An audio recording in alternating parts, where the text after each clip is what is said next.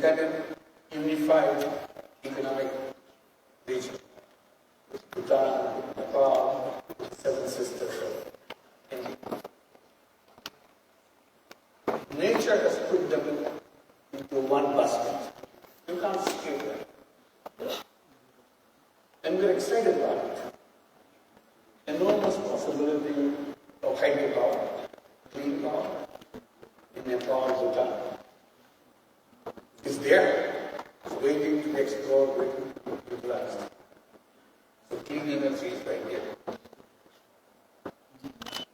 And there's young people,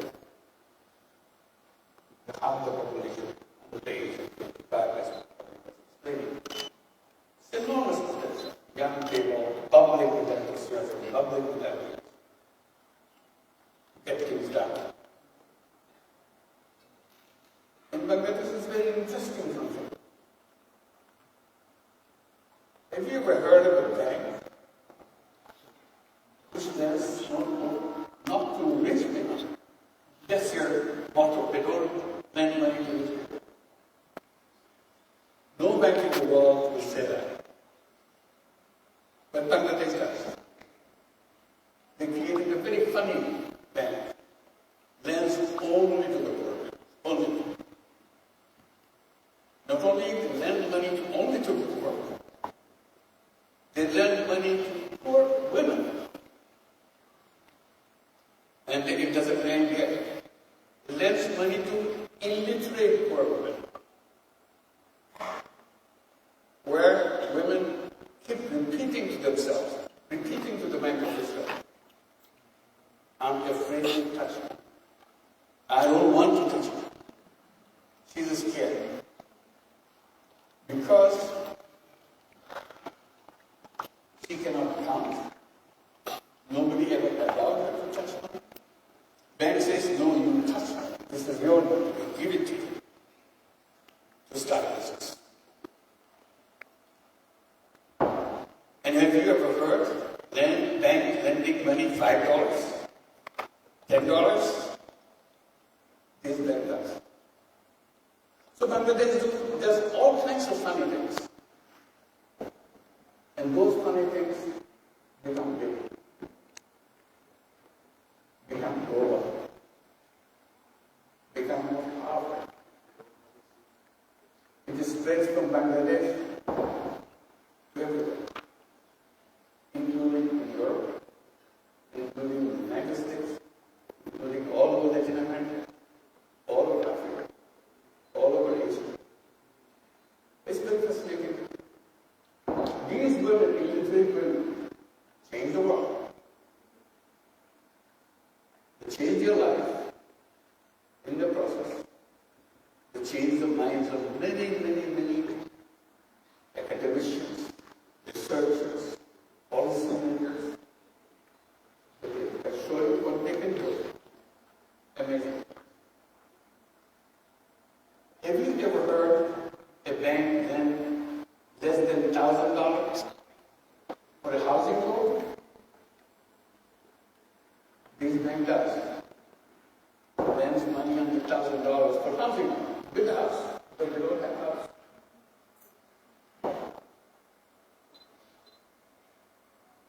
And they do in hundreds of thousands of persons, not just few. And they're so proud to own their own house with a bank account. And they pay back every penny of their loan with interest. It's not a free loan. And then this loan, $1,000 housing loan, gets Aga Khan Award for architecture. Never heard of that. Aga Khan Award is given to the most fascinating architecture of the world. And one of the most fascinating architecture of the world is housing loan. The houses built with the housing loan of Gabby Khan.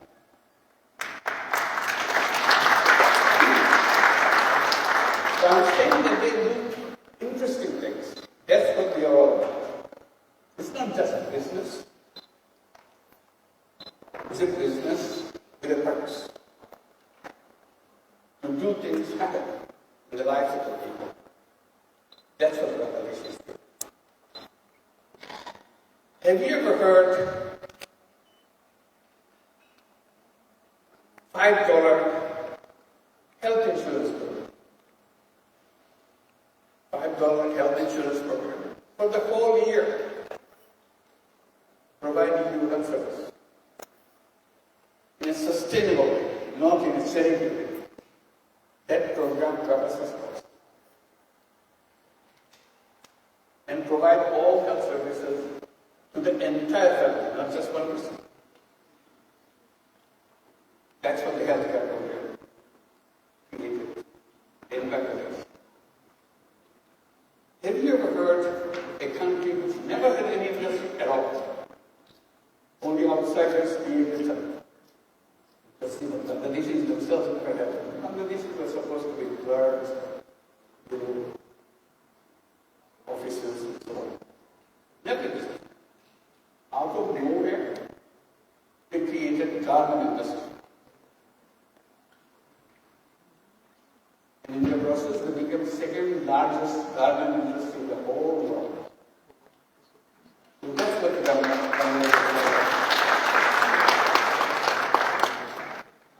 Do you remember when we didn't have any mobile phone? I hope some of you remember that. We didn't have mobile phone. Nobody had mobile phone. It didn't exist. And it just started creeping in these countries. Bangladesh decided, under the government decided to issue license. If anybody is interested in mobile phone, create a mobile phone company. People say, what is mobile phone? Don't do that. Because our telephone system, like any other telephone system anywhere in the world, were owned by the government, always. Government has a telephone department, Ministry of Telephones, because they provide telephone service. And in Bangladesh, we have the same. Government owns telephone service. In the entire country, probably there are not more than 10,000 telephones in the entire country. And bulk of them, more than half of them, didn't work at all. So you have to wait and wait, keep asking people to repair somewhere, something, so they didn't move along. So that was our telephone system. And then the government said, we are going to give license to bring mobile phone company, privately owned. We had no idea what this mobile phone, what we do with it. But we applied. Why not? That's how it goes. When I say we are meaning the main bank applied to get a telephone license. And the government official asked, you are a bank for the poor women. Why do you need a license for a telephone? Then we very proudly said we want to bring telephone in the hands of poor women. Shocking thing to say. Still the richest man in the country didn't get the telephone. We are saying we want to bring telephone in the hands of the poor women in the villages. They laughed. These guys are kidding. We said we were very serious. To catch us, they said, didn't you say your borrowers are illiterate? I said, yes, they are illiterate. Aha. If you give the telephone to those illiterate women, how are you going to dial it? You don't know the numbers.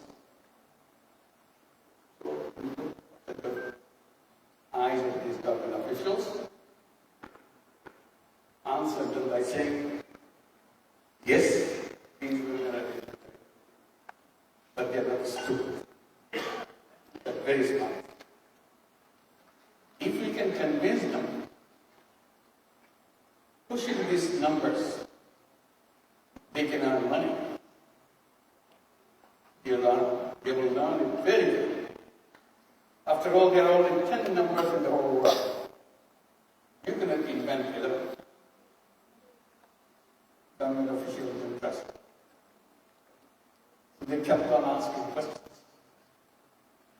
meantime, we didn't give up.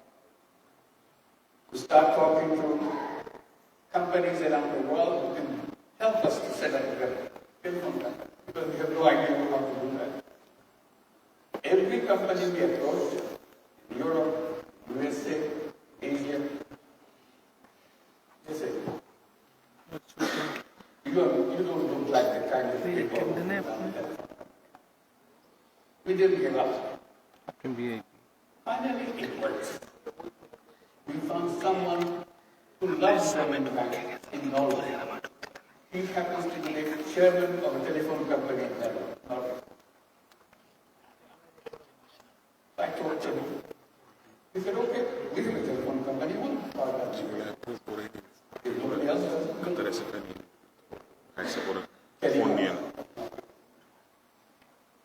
but the entire board of Telenor refused it. Their argument is we never